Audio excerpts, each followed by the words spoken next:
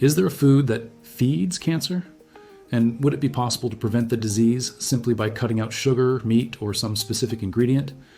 The short answer is, it's not that simple. Cancer doesn't originate from a single meal. No change in habits offers complete protection. But there's another truth you need to know. A significant portion of cases are associated with factors that can be reduced. A global analysis by the World Health Organization and the International Agency for Research on Cancer estimated that approximately 37% of new cases registered in 2022 were related to potentially preventable causes, such as tobacco, alcohol, some infections, excess body fat, physical inactivity, ultraviolet radiation, and pollution. This doesn't mean that those who develop cancer are to blame. Cancer is a complex set of diseases influenced by age, genetic alterations, environment, infections, and many other elements. But it does mean that some choices and public health measures can put the odds more in our favor. Today, you will learn about 5 factors with strong scientific backing, understand what can really be done, and finally, discover why a gene considered almost impossible to target for decades has become the protagonist of one of the most talked about advances in oncology in 2026.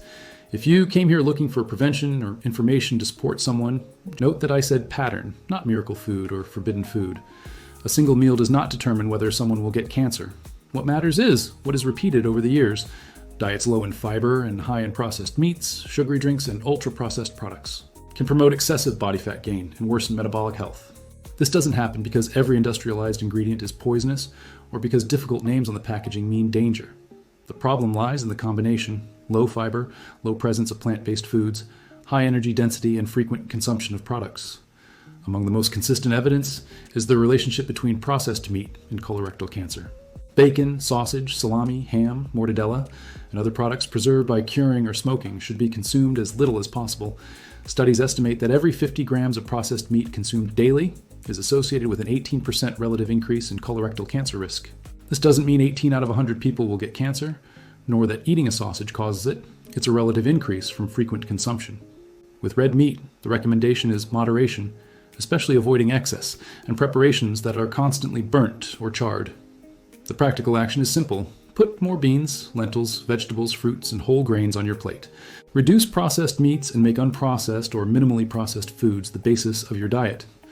The second factor is spending too much time sedentary. Regular physical activity is associated with a lower risk of different types of cancer. Movement helps control body fat, improves insulin sensitivity, and influences hormones, inflammation, and immune system function. But there is a very important detail. Exercise is not a vaccine against cancer and does not replace treatment. A study called Challenge followed 889 people with stage 3 or high-risk stage 2 colon cancer after surgery and chemotherapy. Participants were not simply divided into walking and resting groups. They followed a comprehensive plan to study the effects of activity. One group participated in a structured and monitored physical activity program for 3 years, while the other received health guidance. In the exercise group, there was a 28% relative reduction in the outcome that included recurrence, the emergence of a new cancer, or death, as well as a 37% relative reduction in overall mortality during follow-up. This is an important result, but specific to that population and that program. Therefore, a person undergoing treatment or in recovery should talk to their medical team before starting or intensifying exercise. For the general population, walking more, interrupting long periods of sitting, and gradually progressing towards a regular routine are already valuable steps. The third factor is metabolic health. Excess body fat is linked to at least 13 types of cancer. This can involve alterations in insulin, estrogen, growth factor, and inflammatory substance levels. But beware of a frequently repeated idea on the internet. Sugar doesn't exclusively feed cancer. Healthy cells and cancerous cells use glucose. Cutting out all carbohydrates doesn't starve a tumor, and doesn't replace surgery, radiotherapy, chemotherapy, immunotherapy, or targeted therapies. The benefit of reducing frequent consumption of sodas, sweets, and other products high in added sugar lies mainly in improving diet quality and helping to prevent excessive body fat gain. Metformin, semaglutide, tirzepatide, or any other medication should also not be used to prevent cancer on one's own. Medications should only be used for appropriate indications and with professional supervision. There are observational studies as good as investigating associations between these medications and obesity-related cancers, but they are not a universal prevention method. The fourth factor is alcohol. Here, the message needs to be clear. When it comes to cancer, there is no amount that is completely risk-free. Alcohol is classified as a carcinogen and is linked to at least 7 types of cancer, including those of the mouth, throat, esophagus, liver, breast, and intestines. In the body, it is transformed into acetaldehyde, a substance capable of damaging DNA. It can also alter hormone levels and facilitate the absorption of other carcinogenic agents. The risk generally increases as the amount and frequency of consumption increase. This does not mean that a person will develop cancer because of a single drink. It means that, in terms of prevention, the less alcohol consumed, the lower the risk tends to be. Not drinking is the safest option. The fifth factor is tobacco, the leading preventable cause of cancer in the world. It is not only associated with lung cancer, it also increases the risk of tumors in the mouth, larynx, esophagus, pancreas, liver, kidney, bladder, cervix, stomach, colon, and rectum. A global analysis by the WHO published in 2026 attributed approximately 15% of all new cancer cases to tobacco. And there is a message of hope. Quitting brings benefits at any age. After about 10 years without smoking, the risk of lung cancer can be between 30% and 50% lower than the risk for a person who continues. Those with nicotine addiction don't have to face this alone. Professional monitoring, psychological support, and approved treatments can increase the chances of permanently quitting smoking. But there's a point that many videos about prevention forget. Habits aren't the only defense. Some infections can also cause cancer. Vaccination against HPV and hepatitis B, diagnosis and treatment of hepatitis and Helicobacter pylori infection when indicated, in addition to screening programs recommended for each age and risk profile, can prevent cases or detect the disease earlier. Tests shouldn't be done randomly, as screening also has criteria, benefits, and potential harms.